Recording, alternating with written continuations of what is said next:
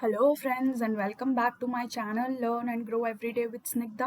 तो आज हम यहाँ 12 अक्टूबर का द हिंदू न्यूज़पेपर और एडिटोरियल एनालिसिस करने वाले हैं।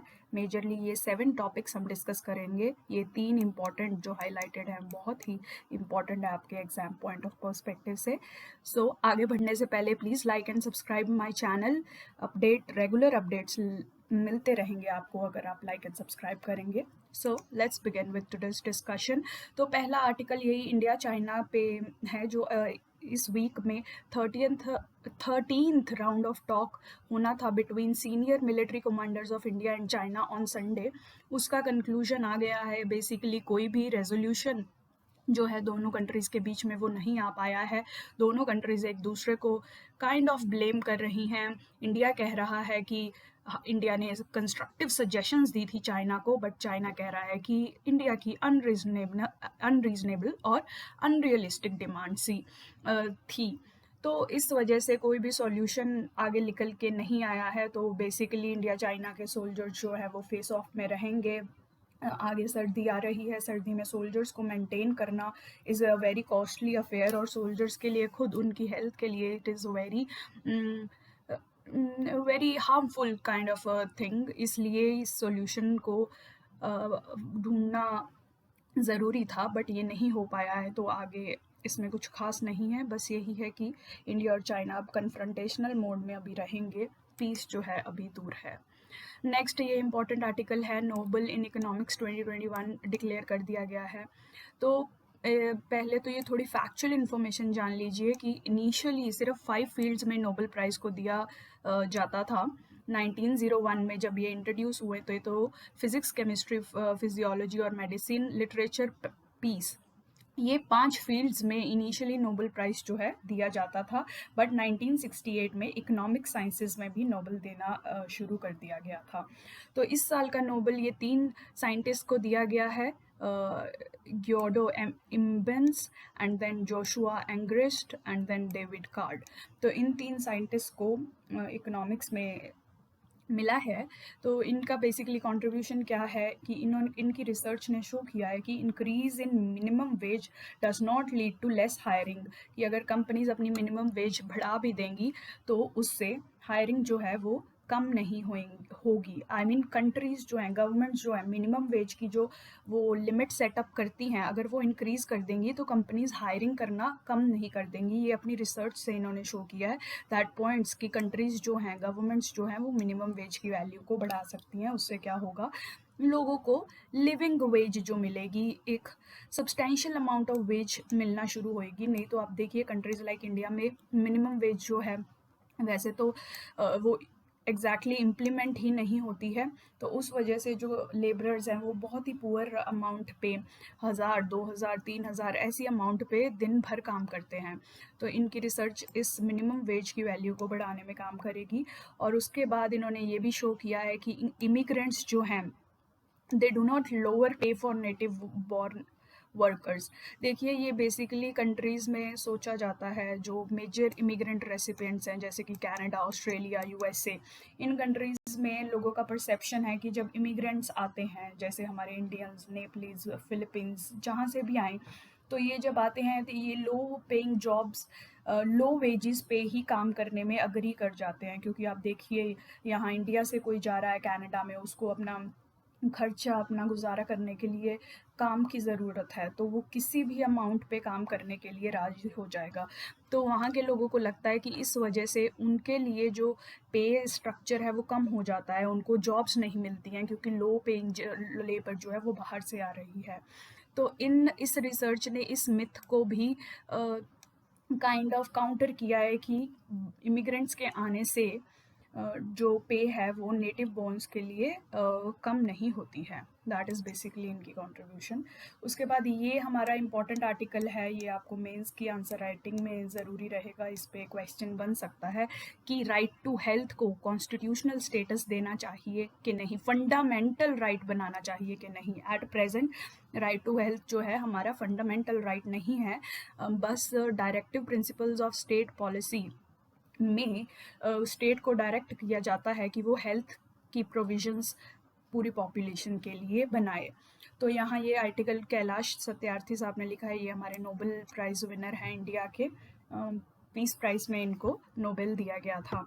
तो इनका कहना है कि हमें राइट टू हेल्थ को कॉन्स्टिट्यूशनल बना देना चाहिए। इससे ये कहते हैं कि ये एक्सप्लेन करते हैं कि इसकी नीड क्या है। तो इन्होंने सोसाइटी के 3 सेक्शंस की एग्जांपल लिए यहाँ पे इसको एक्सप्लेन अपने पॉइंट को रखने के लिए, फार्मर्स, विमेन एंड चिल्ड्रन। तो बेसिकली ये कहते हैं कि अब देखिए फार्मर्स जो है वो सबको फूड प्रोवाइड करते हैं, दैट मीन्स वो हमारे फंडामेंटल राइट टू लाइफ को इंश्योर करते हैं। तो पर उनके साथ खुद क्या होता है कि they belong to poor families, उनके खुद के राइट्स जो हैं, वेलबिंग जो है वो कोई उनकी फ़िक्र नहीं करता। वो सारी कंट्री को फूड प्रोवाइड करते हैं पर उनकी हेल्थ, उनके बच्चों की हेल्थ, उनकी सिवियर इलनेस के टाइम पे उनकी हेल्प नहीं हो पाती है क्योंकि हमारे पास राइट टू हेल्थ नहीं है। इस वजह से उन्हें सीजनल माइग्रेशन भी करनी पड़ती है, बॉन्डेड लेबर भी करनी पड़ती है, डेट ट्रैप्स में वो घुस जाते हैं। अब देखिए इंडिया में 85% ऑफ द फार्मर्स जो हैं वो स्मॉल एंड मार्जिनल फार्मर्स हैं, और नीति की रिपोर्ट के अकॉर्डिंग बहुत से फार्मर्स जो फैमिलीज़ हैं हमारी बिलो पॉवर्टी लाइन में एग्जिस्ट करती हैं। तो आप देखिए जब इनके पास पैसा नहीं होगा और हेल्थ एक्सपेंडिचर्स बढ़ जाएंगे तो ऑब्वियसली इन्हें डेट और बॉन्डेड लेबर में फंसना पड़ जाएगा। तो that is why the first instance that the writer gives is of the poor condition of farmers and our duty, हमारी ड्यूटी बनती है फार्मर्स की तरफ कि हम उनको राइट टू हेल्थ दें। वैसे ही विमेन की एग्जांपल देते हैं। देखिए विमेन भी एक वल्नरेबल सेक्शन है सोसाइटी की, बिकॉज ऑफ डिफरेंट टाबूज और डिफरेंट सोशल एक्सपेक्टेशंस की वजह से उन्हें जो है हेल्थ केयर नहीं मिल पाती। आप देखिए रिप्रोडक्टिव हेल्थ के बारे में बहुत लेस अवेयरनेस है, और आपकी ये मेंस्ट्रुअल हेल्थ के बारे में बहुत लेस अवेयरनेस है। लोग इसके बारे में बात भी नहीं करना चाहते because it's kind of prohibited topic. तो इन सब वजह से आप देखिए पार्लियामेंट ने सैनिटरी पैड पे 12% टैक्स भी लगा दिया था। आप देखिए बाकी कंट्रीज़ में सैनिटरी पैड को एक सैनिटरी और हेल्थ प्रोडक्ट की तरह ट्रीट किया जाता है, पर इंडिया में 12% टैक्स जीएसटी तब लगाया गया था, अब तो हटा दिया गया है after activist raise their voice. But ये देखिए इतनी अवेयरनेस कम है और विमेन को इस वजह से हेल्थ के फील्ड में बहुत सफ़र करना पड़ता है। तो राइटर कहते हैं कि अगर हम उन्हें राइट टू हेल्थ देंगे जो कि फंडामेंटल राइट होगा, कॉन्स्टिट्यूशनली प्रोटेक्टेड होएगा, तो उनको जो सर्विसेज मिलनी चाहिए वो टाइमली मिलेंगी। So that is the second example. Third वो बच्चों की, चिल्ड्रन की एग्जाम्पल लेते हैं कि बहुत सारे चिल्ड्रन जो हैं इंडिया में वो पुअरेस्ट और मार्जिनलाइज्ड फैमिलीज़ और कम्युनिटीज़ को बिलोंग करते हैं। माइग्रेंट्स के चिल्ड्रन आप देख लीजिए, सेक्स वर्कर्स के चिल्ड्रन, ऑर्फन चिल्ड्रन, और children working in hazardous situations like mines, brick kiln industries, factories, ये इतनी पुअर और मार्जिनलाइज्ड फैमिलीज से हैं कि they can't afford good health, good nutrition. इसकी वजह से इनके ऊपर भी हेल्थ का इम्पैक्ट पड़ता है। और चिल्ड्रन हमारी कंट्री का फ्यूचर है, अगर हम अपने चिल्ड्रन की एडुकेट केयर नहीं कर पाएंगे तो दैट मीन्स हम अपने फ्यूचर को ही इम्पेरल और डेंजर कर रहे हैं। तो इस वजह से भी राइटर कहते हैं कि हमें right to health constitutional fundamental right बनाना चाहिए। उसके बाद ये कहते हैं कि इकोनॉमिक रीजंस भी हैं कि हमें राइट टू हेल्थ को कॉन्स्टिट्यूशनल स्टेटस क्यों देना चाहिए। आप देखिए कि ये हमारी इकोनॉमिक और डेवलपमेंटल प्रोग्रेस में एक्ट करेगा। आप देखिए अगर आपकी पॉपुलेशन की हेल्थ अच्छी है तो that means they will contribute in productive labour, ठीक है, प्रोडक्टिव लेबर में एक्ट करेंगे, that means they will contribute in manufacturing और construction activity of the country, that means they will contribute in growth of the GDP of the country. So overall ये country की growth और development process में help करेगा अगर आप उनको right to health जो है कॉन्स्टिट्यूशनल स्टेटस दे दें।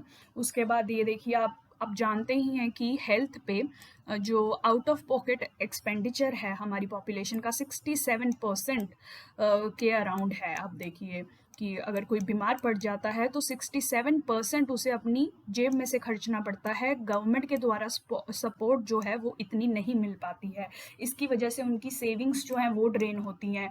वो जो अपने बच्चों की एडुकेशन पे लगा सकते हैं वो पैसे उनके पास नहीं बचते, अपने बच्चों की न्यूट्रिशन पे लगा सकते हैं वो भी नहीं बचते। ऊपर से साइकोलॉजिकल स्ट्रेस जो होता है वो अलग अलग से। तो इन सब इश्यूज़ को कॉम्बैट करने के लिए, इन सब इश्यूज़ को कंट्रोल करने के लिए, फैमिली सेविंग्स को बढ़ाने के लिए, उसकी right investment on education, nutrition पे चैनल करने के लिए, जॉब क्रिएशन के लिए, साइकोलॉजिकल स्ट्रेस को कम करने के लिए, सोशल सिक्योरिटी प्रोवाइड करने के लिए हमें राइट टू हेल्थ को कॉन्स्टिट्यूशनल स्टेटस देना चाहिए। So that was all about that article. वो बहुत इंपॉर्टेंट आर्टिकल है, आप प्लीज़ उसका नोट बना के रख लीजिए। जैसे जैसे और आर्टिकल्स आते रहेंगे हम उसमें पॉइंट्स ऐड करते रहेंगे। उसका क्रिटिसिज्म भी बहुत ज़रूरी है, तो वो भी हम डिस्कस करेंगे। तो नेक्स्ट इशू है ये पीगसस इशू। ये तो बहुत पुराना इशू है। इस आर्टिकल में वैसे ज़्यादा कुछ है नहीं एग्जाम पॉइंट ऑफ पर्सपेक्टिव से।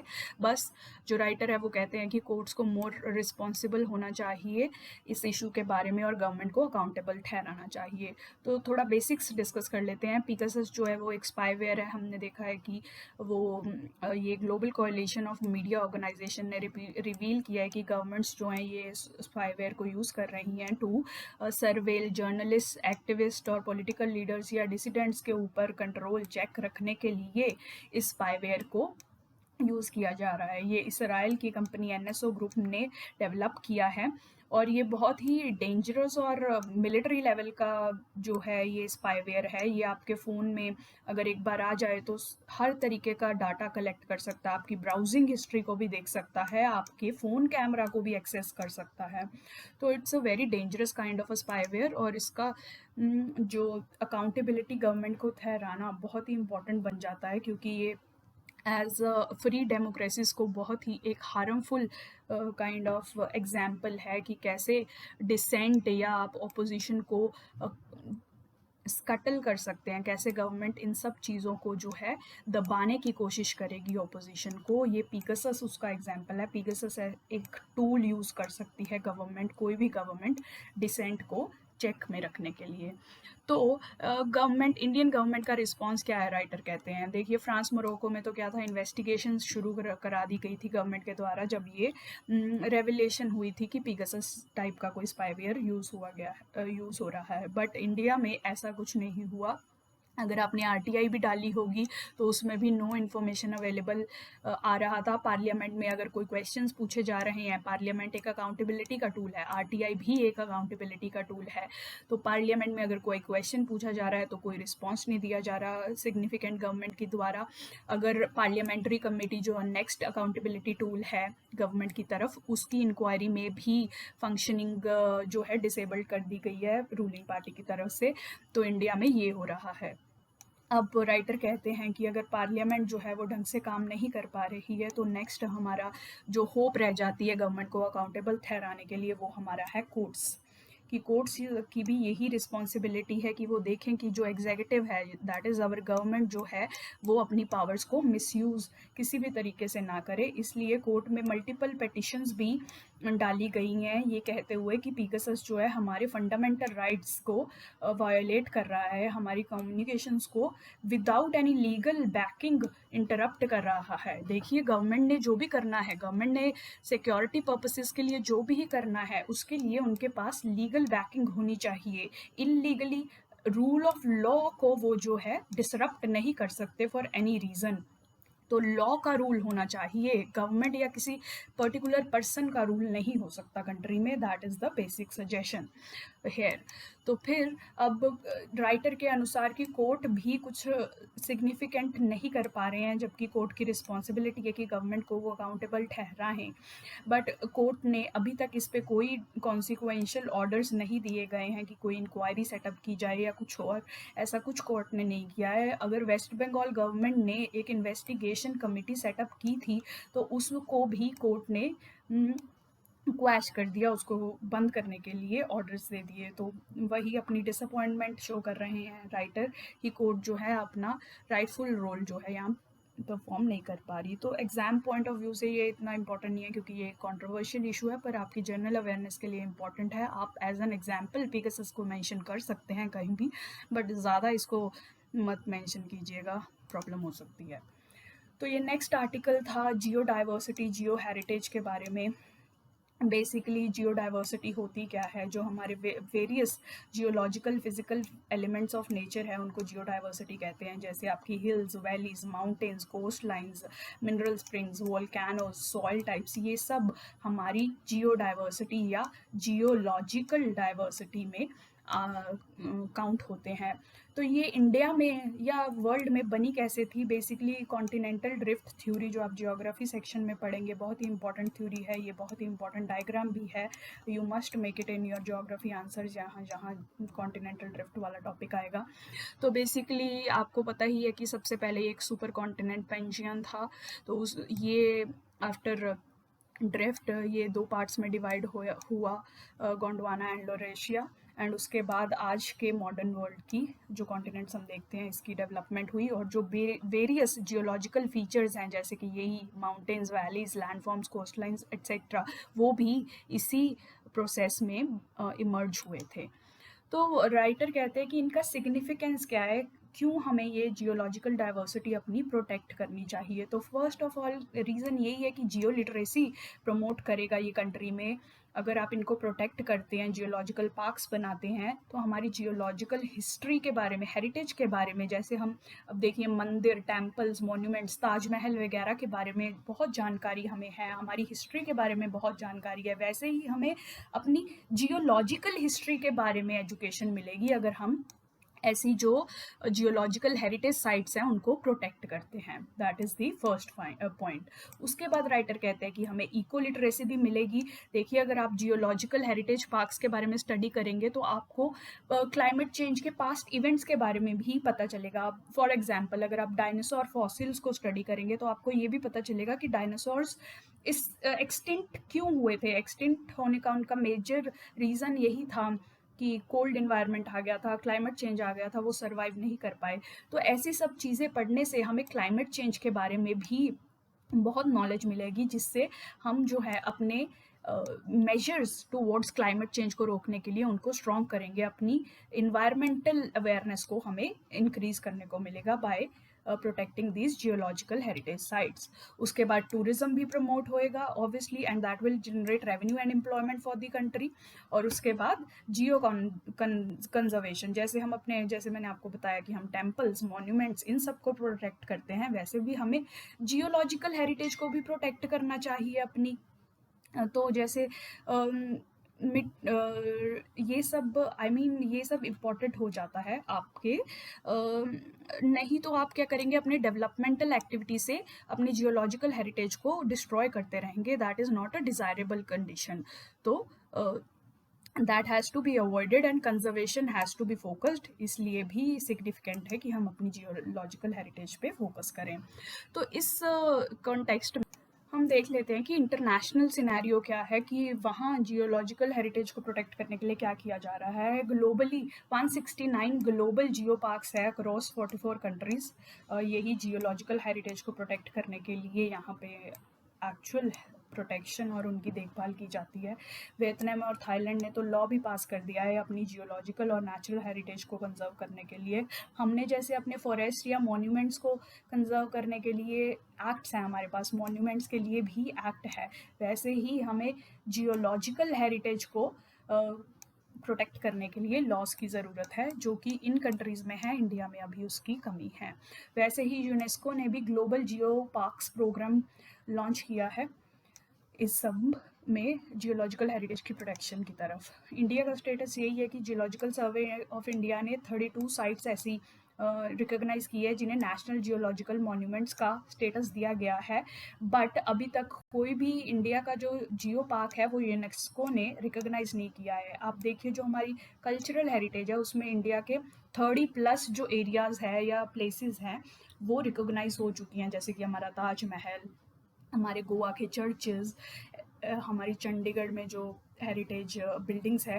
तो हर जगह पे यूनेस्को में ऐसे हमारी 30+ साइट्स हैं जो रिकॉग्नाइज हो चुकी हैं। इससे क्या होता है कि फंडिंग जो है इंक्रीज़ हो जाती है इन एरियाज़ की प्रोटेक्शन की तरफ।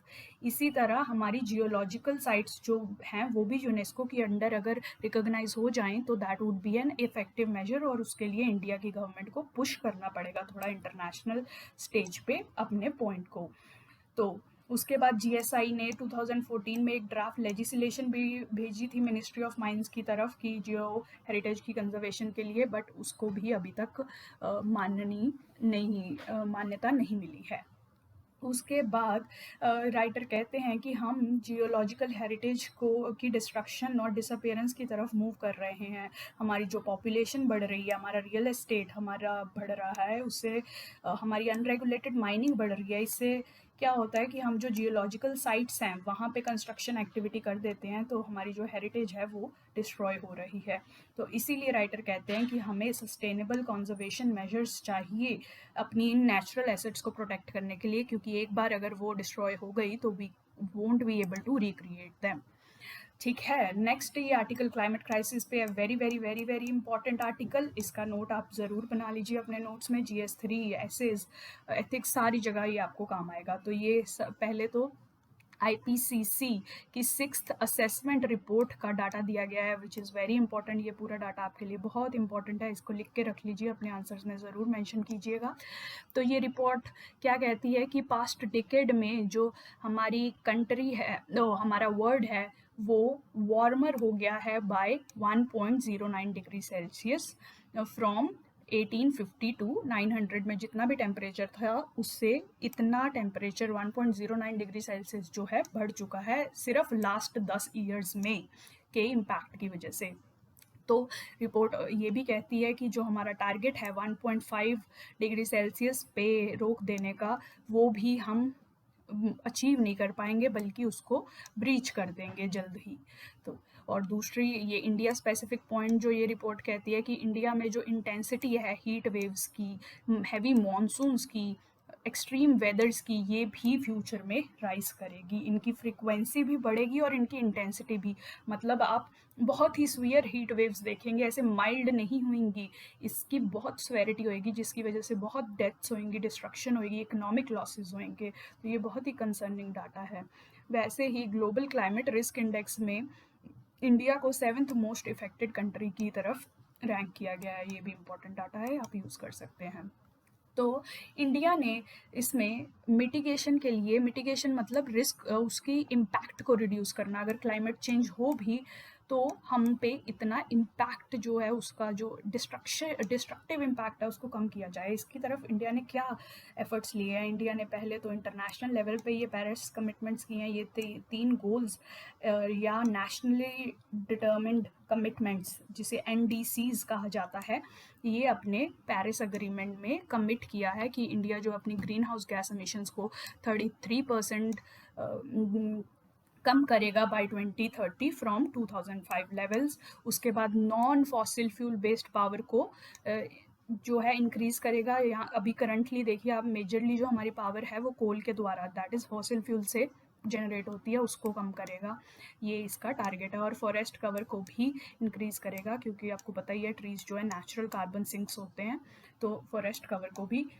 इंक्रीज़ करने का टारगेट है। इसकी तरफ इंडिया ने क्या किया है, इंडिया ने 450 गीगावाट्स रिन्यूएबल एनर्जी कैपेसिटी को जनरेट करने का भी टारगेट रखा है बाय 2030। सोलर मेगा प्लांट्स आप देखिए रेगुलरली इंट्रोड्यूस होते रहते हैं। ग्रीन हाइड्रोजन मिशन भी इंडिया ने लॉन्च किया है। अपने ट्रांसपोर्ट सेक्टर को डीकार्बनाइज करने के लिए ई-व्हीकल्स को भी प्रमोट किया जा रहा है। नीति आयोग का शून्य प्रोग्राम एक ये आप मेंशन कर सकते हैं। कल भी हमने ई-व्हीकल्स का डिस्कशन किया था, उसमें भी कुछ स्टेप्स मेंशन किए थे, तो आप ये सब इकट्ठे ऐड कर सकते हैं।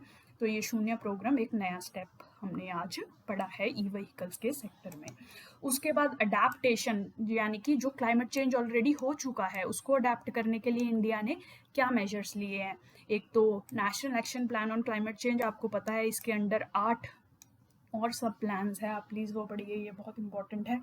ये इंडिया ने लॉन्च किया है अडेप्टेशन की तरफ, और अडेप्टेशन फंड भी बनाया है ताकि क्लाइमेट चेंज के इफ़ेक्ट्स को फाइट किया जाए इस फाइनेंशियल असिस्टेंस से। उसके बाद राइटर कहते हैं कि हमें एक डेवलपमेंट सेंट्रिक अप्रोच लेनी चाहिए। दैट मीन्स कि हम जो भी अपनी पॉलिसीज़, प्रोग्राम्स फूड सिक्योरिटी या लाइवलीहुड, जॉब क्रिएशन में लॉन्च करते हैं उसमें हमें एक क्लाइमेट चेंज का एंगल और पर्सपेक्टिव रखना चाहिए, क्योंकि जो भी फ्यूचर में पावर्टी या डिस्ट्रेस माइग्रेशन वगैरह होंगी उसमें क्लाइमेट चेंज का एक बहुत इम्पॉर्टेंट हिस्सा होगा, हाथ होगा। तो इसलिए अपनी पॉलिसीज़ में क्लाइमेट चेंज को हमें इन्वॉल्व कर लेना चाहिए। तो उसके बाद कुछ सजेशंस दी गई हैं कि क्लाइमेट चेंज की तरफ हमारी फाइट को इम्प्रूव करने के लिए हम क्या कर सकते हैं। तो सबसे पहले तो है डाटा। ऑब्वियसली जैसे मैं आपको पहले भी बहुत बार बता चुकी हूँ कि एविडेंस बेस्ड पॉलिसी मेकिंग ये बहुत ही एक इम्पॉर्टेंट टूल है इफ़ेक्टिव गवर्नेंस का। आप किसी भी प्रॉब्लम को फाइट कर सकते हैं अगर आपके पास उसके बारे में एडिक्वेट डाटा है कि वो प्रॉब्लम है क्या, ओरिजिनेट कहाँ से हो रही है, कितनी स्वेयर है, all that kind of data अगर आपके पास हो तो आप अच्छी पॉलिसीज़ उसको कम्बैट करने के लिए बना सकते हैं। तो वही राइटर कहते हैं कि हमें क्वालिटी मेट्रोलॉजिकल डाटा चाहिए जिससे हम अपनी अर्ली वार्निंग सिस्टम्स को इम्प्रूव कर सके, डिज़ास्टर की फोरकास्टिंग अच्छे से कर सके, उससे हम क्राइसिस को बेटर मैनेज कर सकेंगे। तो first point is data. Second point है कि हमें सस्टेनेबल प्रोडक्शन सिस्टम्स इन्वॉल्व करने चाहिए। जो हमारी प्रोडक्शन एक्टिविटी है वो बहुत ही क्लाइमेट इंटेंसिव है, इतनी एमिशंस करते हैं हम अपनी फैक्ट्रीज़ के थ्रू, तो वो सब को हमें सस्टेनेबल फॉर्म में कन्वर्ट करना पड़ेगा। सस्टेनेबल प्रोडक्ट, सस्टेनेबल मैन्युफैक्चरिंग जो है हमें फोकस करनी चाहिए। उसके बाद बिहेवियरल चेंज पे भी फोकस करना चाहिए। देखिए हर इंसान जो है वो कंट्रीब्यूट करता है क्लाइमेट चेंज में, हर इंडिविजुअल का अपना एक कार्बन फुटप्रिंट है। अगर हम हर एक इंसान में क्लाइमेट अवेयरनेस डाल सकें और उनके बिहेवियर को क्लाइमेट की तरफ चेंज कर पाएँ तो हम एक सिग्निफिकेंट इम्पैक्ट ओवरऑल कर पाएंगे। देखिए बूंद बूंद से सागर भरता है, तो हर इंसान अगर एक्ट करेगा क्लाइमेट को प्रोटेक्ट करने के लिए देन ओनली हम अपने क्लाइमेट के जो ऑब्जेक्टिव्स हैं उसको अचीव कर पाएंगे। हर किसी को इन्वॉल्व करना, कम्युनिटी को इन्वॉल्व करना बहुत ही ज़रूरी है ये, इसीलिए बिहेवियरल चेंज जो है वो इम्पॉर्टेंट है। थर्ड राइटर कहता है कि हमें प्राइवेट सेक्टर को इन्वॉल्व करना चाहिए एडेप्टेशन टेक्नोलॉजीज़ बनाने के लिए या क्लाइमेट सॉल्यूशंस देने के लिए। अब देखिए एग्रीकल्चर जैसे आप एग्जांपल ले लीजिए, अगर सिवियर ड्रॉट्स आ जाते हैं या बहुत ही हाई इंटेंसिटी फ्लड्स आ जाते हैं तो हमारे पास ऐसी टेक्नोलॉजी होनी चाहिए कि ऐसी एडवर्स सिचुएशंस को ये सेक्टर्स जो हैं वो फाइट कर सके, फेस कर सकें। तो ऐसी एडेप्टेशन टेक्नोलॉजीज़ हमें प्राइवेट सेक्टर के साथ मिल के बनानी चाहिए। ये तो नेक्स्ट पॉइंट है कि ट्रेडिशनल नॉलेज को भी यूज़ करना चाहिए। देखिए आप राजस्थान में देख लीजिए जोहाट्स बनाए गए थे for rain water harvesting, Ladakh में आइस स्टूपास बनाए गए थे। तो ट्रेडिशनल नॉलेज बहुत हेल्प करती है किसी भी लोकलाइज्ड क्लाइमेट सिचुएशन को हेल्प करने के लिए, इसलिए राइटर इस पॉइंट को भी सिग्निफिकेंस देते हैं कि ट्रेडिशनल नॉलेज को हमें इफेक्टिवली यूज़ करना चाहिए लोकल कम्युनिटी की पार्टिसिपेशन के साथ। फाइनली जैसे ये मैंने आपको बताया कि सोशल प्रोटेक्शन स्कीम्स को क्लाइमेट प्रूफ कर देना चाहिए। आप एग्जाम्पल लीजिए मनरेगा, आप देखिए कोरोना का पेंडेमिक आया, लॉकडाउन हो गया, तो क्या हुआ था, लोगों को जॉब्स नहीं मिल रहे थे। अगर आप मनरेगा जैसी स्कीम्स में क्लाइमेट का एंगल भी डाल देंगे तो आप क्या करेंगे कि आप सपोज करेंगे कि अगर कोई ऐसी त्रासदी आ जाती है कि जहाँ पे लोगों को बहुत जॉब्स की ज़रूरत है, तो आप क्या करेंगे, मनरेगा का इनटेक जो है वो बढ़ा देंगे। आप अर्बन एरिया में भी मनरेगा लॉन्च कर देंगे उस टाइम पे, ताकि क्लाइमेट के इम्पैक्ट को कम किया जा सके। तो उसी तरीके से आप हर सोशल सेक्टर की स्कीम में क्लाइमेट का एक एंगल डालेंगे कि क्लाइमेट की वजह से अगर कुछ भी हो तो उसकी एडवर्सिटी को हम ये स्कीम्स के द्वारा फाइट कर सकें। So that is all about this article. ये बहुत ही इंपॉर्टेंट था, प्लीज़ ध्यान से लिख लीजिएगा सारे पॉइंट्स। फाइनली ये बहुत ही इंपॉर्टेंट डाटा पॉइंट है, अगर ये आपके GS2 में RTI का जो टॉपिक है, आपके एथिक्स में भी RTI का अकाउंटेबिलिटी में टॉपिक है, तो उसमें आप ये डाटा मेंशन करेंगे तो it will fetch you more marks. ये बहुत ही इंपॉर्टेंट है। तो ये डाटा हमारे सतर्क नागरिक संगठन द्वारा प्रस्तुत किया गया है। ये बेसिकली हमें बताते हैं कि RTI की कंडीशन बहुत ही ख़राब है। RTI देखिए एक डिमांड ड्रिवन अकाउंटेबिलिटी टूल है। सिटीजन्स जो हैं अकाउंटेबिलिटी डिमांड करते हैं गवर्नमेंट से बाय फाइलिंग RTI प्लीज़। तो ये बहुत ही इंपॉर्टेंट अकाउंटेबिलिटी का टूल है, और अगर ये अच्छे से नहीं फंक्शन कर पाएगा that means we are not able to ensure good governance in the country. तो RTI में ये प्रॉब्लम क्या आ रही है इस सर्वे के अकॉर्डिंग कि जो बहुत ही हाई पेंडेंसी रेट है RTI की कंप्लेंट्स में, बेसिकली क्योंकि वहाँ पे शॉर्टेज ऑफ पर्सनैले है, वैकेंसीज़ हैं, टाइमली जो है उसका स्टाफ या उसके कमीशन के हेड्स जो हैं वो अपॉइंट नहीं हो पा रहे, और उसके बाद इनएफिशिएंट ऑपरेशंस की वजह से भी बहुत सारे डिलेज़ हैं। इसकी एग्जांपल देते हुए सर्वे ने कहा है कि अगर आप जैसे कि ओडिशा स्टेट कमीशन के पास, इंफॉर्मेशन कमीशन के पास अगर एक कंप्लेंट इस समर में फाइल करेंगे तो आपकी पिटिशन का जवाब आपको 2028 में जाकर मिलेगा। अब से 7 साल बाद, अप्रॉक्सीमेटली 7 साल बाद आपको अपनी कंप्लेंट का जो है सॉल्यूशन मिलेगा। तो क्या ही अकाउंटेबिलिटी गवर्नमेंट की रह जाएगी, इतने साल अगर लग जाएंगे। वैसे ही अगर आप सेंट्रल इंफॉर्मेशन कमीशन में अगर कोई कंप्लेंट डालेंगे तो उसमें एटलीस्ट 1 साल तो लगेगा ही आपकी प्ली का जवाब आने में। नेशन वाइड जो है बैकलॉग है, 2.5 लाख से भी ज़्यादा केसेस का हो गया है। तो ये बहुत ही इंपॉर्टेंट डाटा है, आप इसको अपने आंसर्स में प्लीज़ मेंशन कीजिएगा ज़्यादा मार्क्स लेने के लिए। So that was all for today's discussion. Hope it helps. Please like and subscribe my channel for regular updates. Thank you for watching.